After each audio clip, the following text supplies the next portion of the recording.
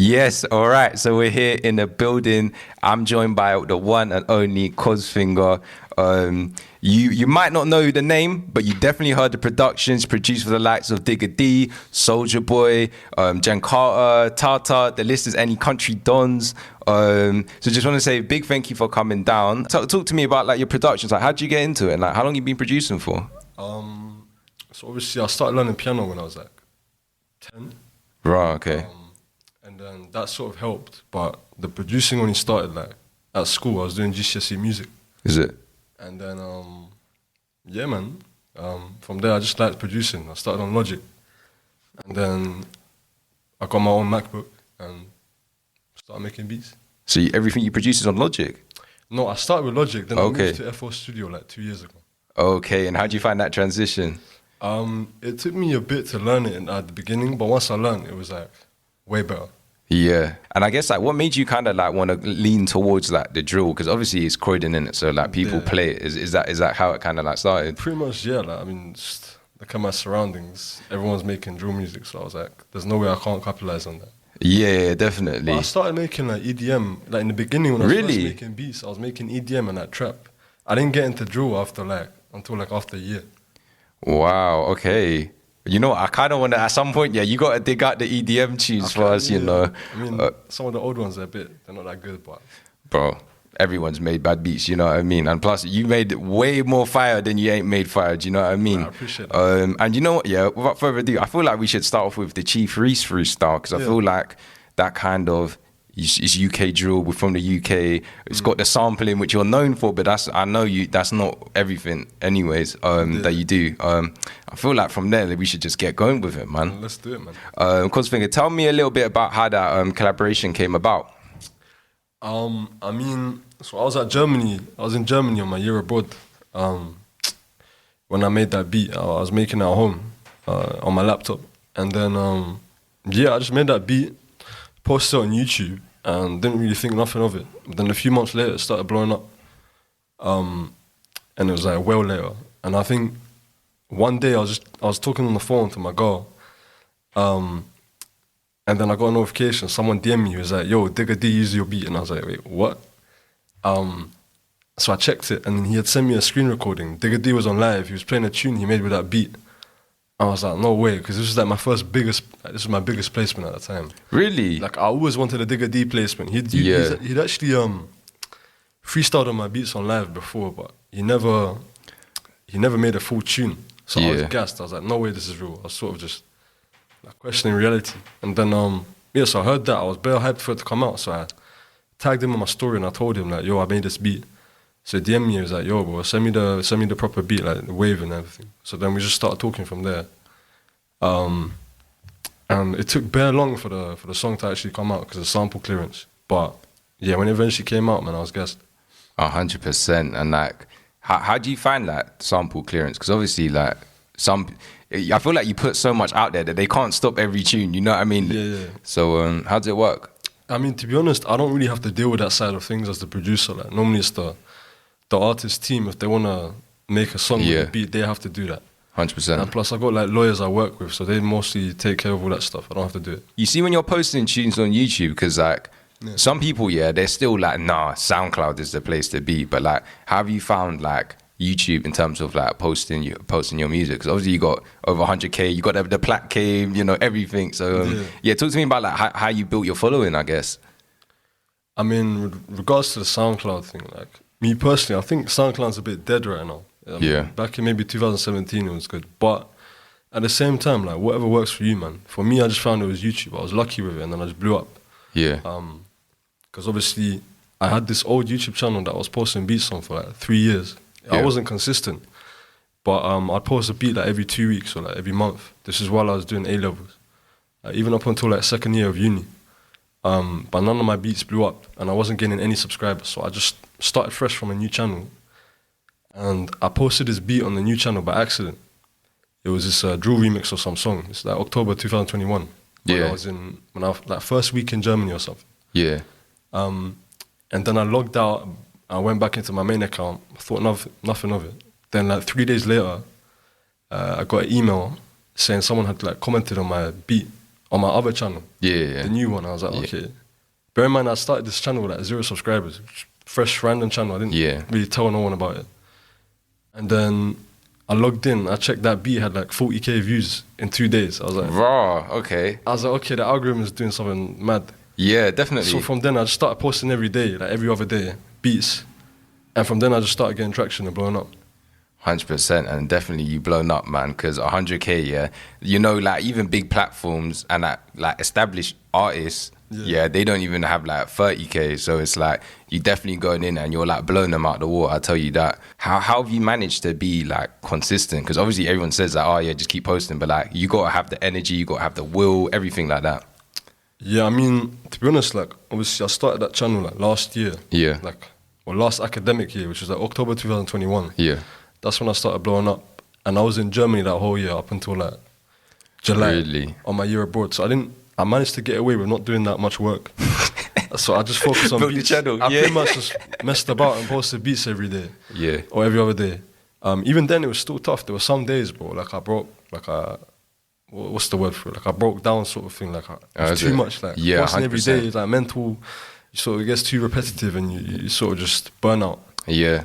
But I've realized that if I just on those days, if I just like take a break for like a day or two, then it'll get back to normal. Man, you're saying that 2-day break, man. That's a weekend, really. Like you know what I mean. So it's like, I mean, you definitely got the energy and the stamina to keep on going with that. So yeah, man. I just feel like, imagine in a year, that's crazy. That the come up is so mad. And I feel like we should just get into another one. I feel like we need to go to statesides now and play this Jankata Tata one. No more. Yeah, and look, the sample is crazy. Not everyone can do it. I'm just gonna say it now. Yeah, I appreciate it. It's like because I like playing the sample drill. I love it a lot. Yeah, but really, some people think it's easy, and I'm like, try it yourself. Do you know what I mean? Anyways, yeah, this one, Window Part 2, Jankata and Tata. It's out. How long's this been out for? It's racked up a few mil now, this one. I think it's on like a year and a bit now. Yeah. Yeah. Crazy. All right, let's get into it, yeah? It's Kosfinger, baby. Yo, Mr. Everybody shot. Everything down. Yeah, so that one, man. Talk to me about that tune and how that that one came about.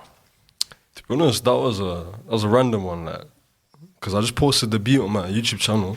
Yeah. They made that song and posted it without even me knowing at the time. And I saw it like a few weeks later and I was like, oh wait, that's my beat. Really? And then the song just blew up a bit after that. So I was like, I contacted them and then they were cool about it. And I actually saw them in New York, like I worked with them. We made some more songs.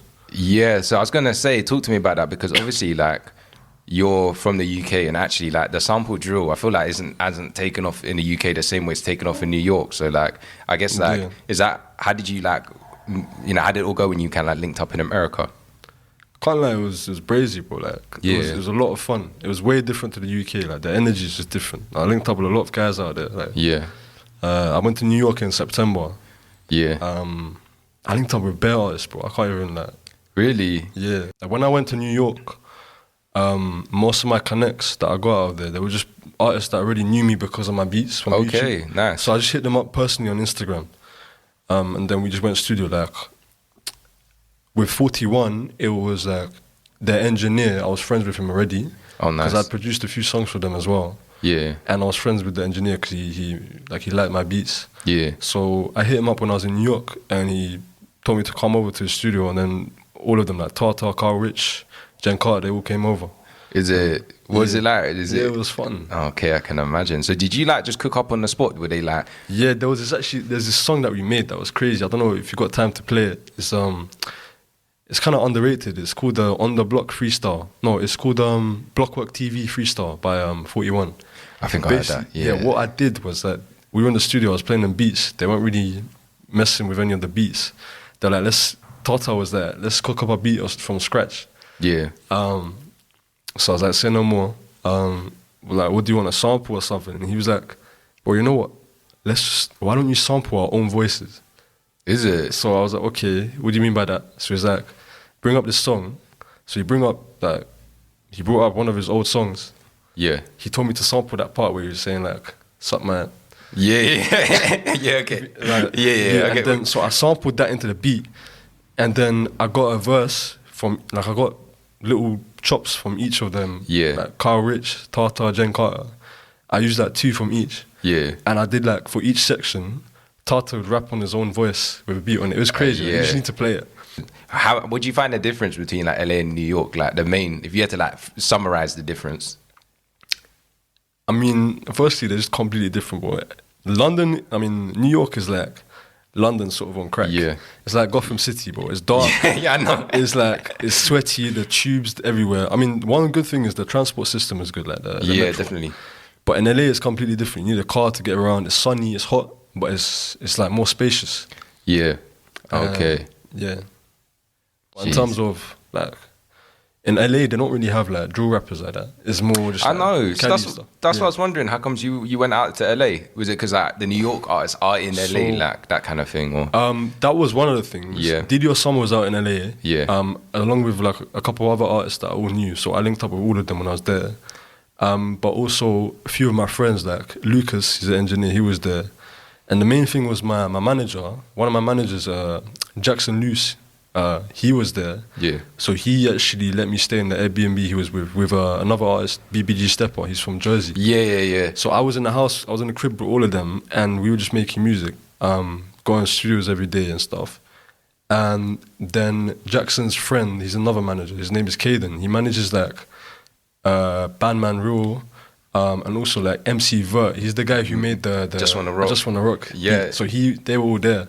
So what's your mixing process like then? If you don't mind talking about I it. sort of, well, mixing, I do it as I'm making the beat. I don't do Yeah. it all after. I do it as I go along. Normally, like, obviously I don't want to spill too much sauce, but Yeah. I guess I make the kicks loud. Like a lot of people, they make beats with very, very low kicks. Like, Yeah. quiet. It's not gonna punch like that.